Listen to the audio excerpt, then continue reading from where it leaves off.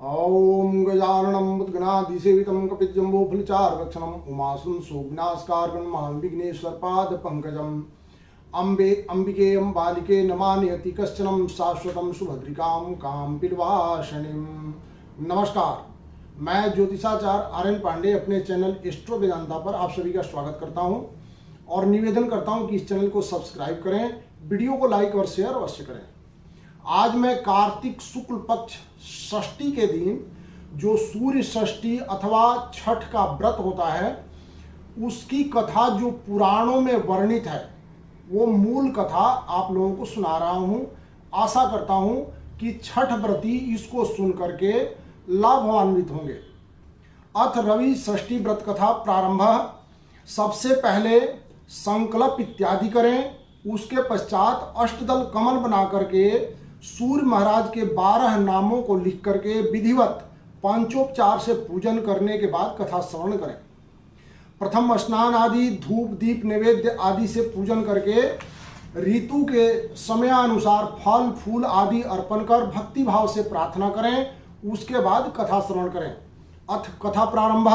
श्री जन्मेजय जी ने वैशंपायन ऋषि से पूछा कि हे ऋषि, दुरात्मा दुर्योधन आदि के द्वारा कपट रूप जुआ से परास्त पांडव लोग वनवास के लिए भेज दिए गए, तो जंगल में जाकर उन्होंने क्या किया?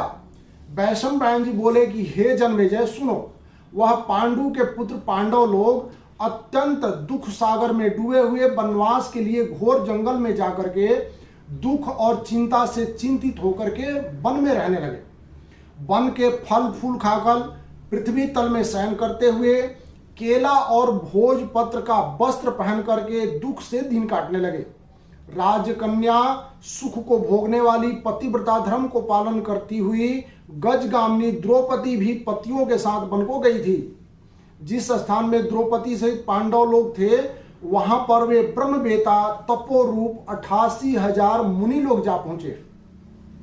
ऋषियों को आया हुआ जान करके महाराज युधिष्ठिर अत्यंत चिंता से घबरा उठे कि इन ऋषियों के लिए भोजन का क्या प्रबंध करें।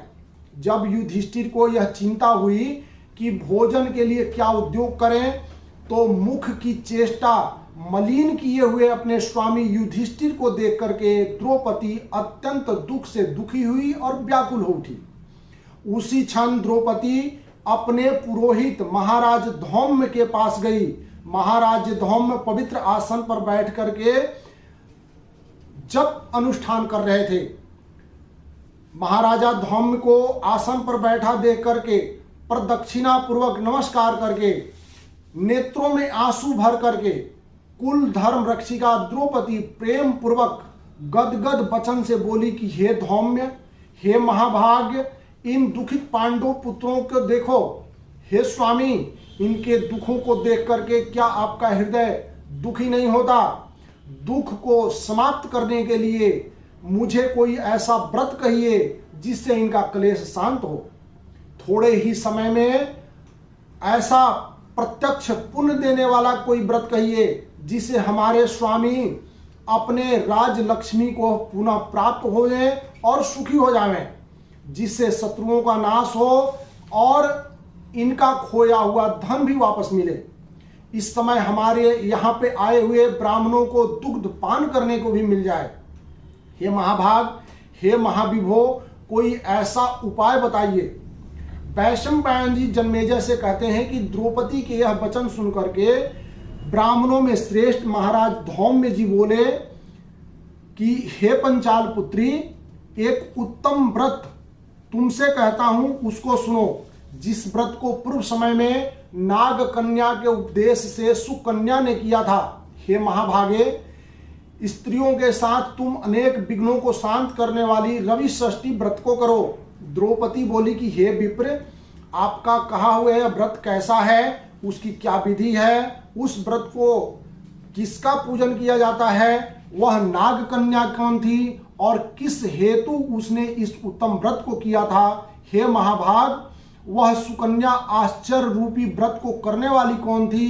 हे शरणागत वत्सल, मेरे इस संशय का आप निवारण करिए। इस भांति द्रौपदी के प्रश्नों को सुनकर धौम्य ऋषि बोले कि हे देवी, सतयुग में एक सर्याती नामक राजा थे जिनके 1000 स्त्रियां थी, जिनसे एक ही कन्या उत्पन्न हुई।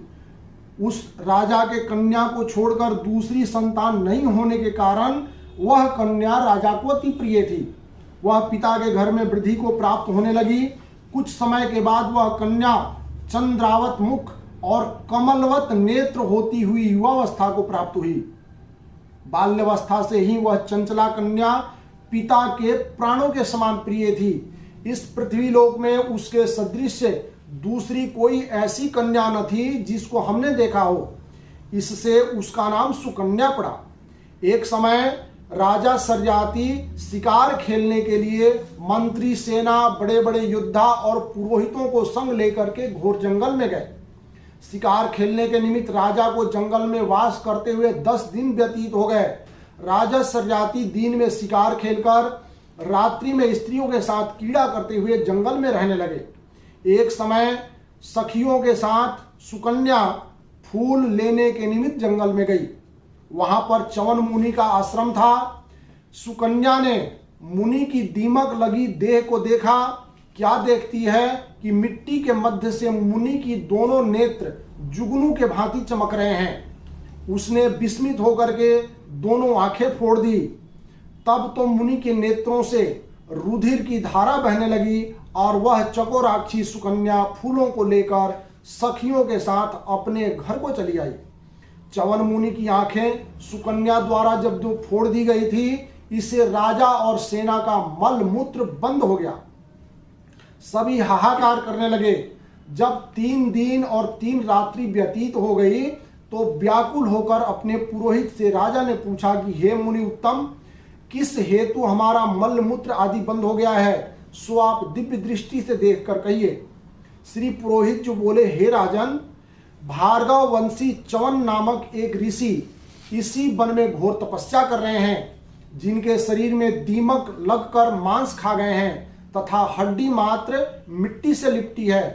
सो हे राजन, आपकी कन्या ने अज्ञानतावश उन ऋषि की दोनों आंखें फोड़ दी हैं, जिससे रुधिर बह रहा है और उन्हीं ऋषि के क्रोध से यह कष्ट उपस्थित हुआ है। सो हे राजन, आप उनको प्रसन्न करिए और अपनी कन्या उन्हें दे दीजिए। कन्यादान से वह मुनि प्रसन्न हो जाएंगे। और यह पुरोहित के वचन सुनकर के राजा सर्याती सुकन्या को साथ लेकर के ऋषि के पास गए और जल छोड़ने पर हड्डी मात्र के दर्शन हुए। नेत्रहीन ऋषि को देख करके राजा बोले कि हे प्रभु, मेरी कन्या ने अनजाने में यह अपराध किया है, जिससे आपकी आंखें फूट गई हैं। हे मुनिवर, आपकी सेवा हेतु हम अपनी कन्या आपको देते हैं, जिससे आपको कष्ट न हो। राजा के वचन सुनकर के ऋषि बड़े प्रसन्न हुए। उसी समय राजा सर्याती ने सुकन्या को ऋषि के लिए दान कर दिया। राजा से कन्या पाकर मुनि अति प्रसन्न हुए और उनका क्रोध शांत हो गया। तब राजा को मलमूत्र हुआ और सेना सहित प्रसन्न चित्त राजा अपने देश को गए। वह सुकन्या नेत्रहीन च्यवन जी की सेवा करने लगी। वह सुकन्या कार्तिक मास में एक दिन जल लेने के लिए एक तालाब पर गई, जहां उसने अनेक आभूषणों से युक्त नाग कन्या को देखा।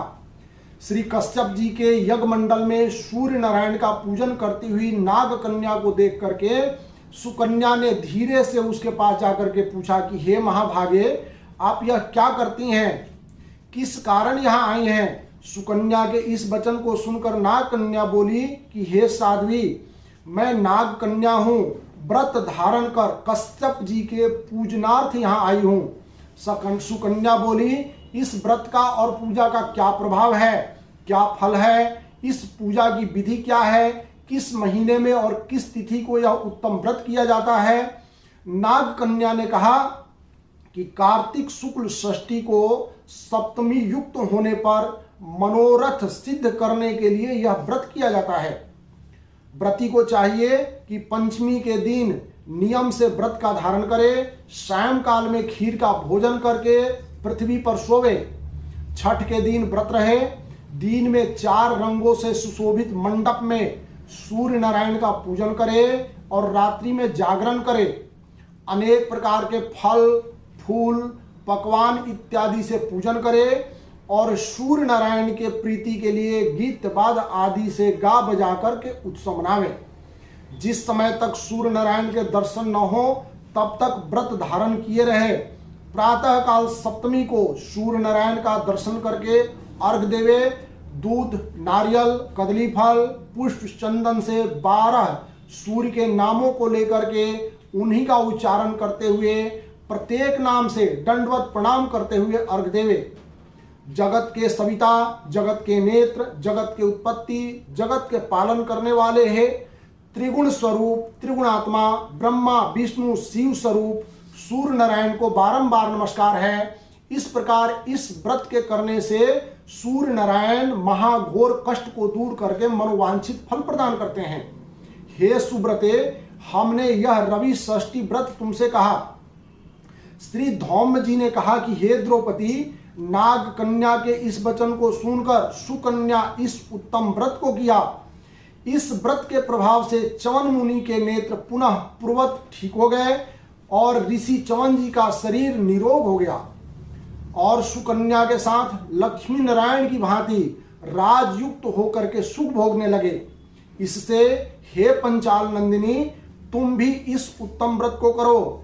इसी व्रत के प्रभाव से तुम्हारे पति पुनः राज लक्ष्मी को पावेंगे और निसंदेह तुम्हारा कल्याण होगा। तब द्रौपदी ने धौम्य महाराज की आज्ञा से यह यथाविधि व्रत किया तो युधिष्ठिर ने अतिथि रूप में आए हुए ब्राह्मणों को भोजन दे करके प्रणाम किया और आशीर्वाद पाया। वैशंपायन जी ने कहा कि हे जन्मेजय, धौम्य जी से इस उत्तम व्रत को जान करके द्रौपदी ने किया और इसी व्रत के प्रभाव से द्रौपदी पांडवों के सहित पुनः राज लक्ष्मी को प्राप्त हुई, अर्थात उनका खोया हुआ राजपाट पुनः वापस मिल गया। जो कोई इस पुनीत व्रत को करेगा उसके समस्त पाप नाश होकर के सुकन्या के भांति पति सहित सुख को पावेगी। इस व्रत का विधिवत उद्यापन करें। विधि विधान से प्रत्येक वर्ष व्रत करते हुए कथा को सुने, ब्राह्मणों को दक्षिणा देवें तो उनका मनोरथ सिद्ध होता है। जो कोई भक्ति युक्त इस कथा को सुनता है उसको पुत्र पौत्र धन संपत्ति अक्षय सुख की प्राप्ति होती है। इस कथा को सुन करके सूर्य नारायण को अर्घ दे करके नमस्कार करते हुए श्रोता निज निज घर को जावें। इति श्री भाता टीका सहित भविष्य पुराण अंतर्गत रवि षष्ठी व्रत कथा संपूर्ण। बोलिए छठ माता की जय, बोलिए सूर्य नारायण भगवान की जय।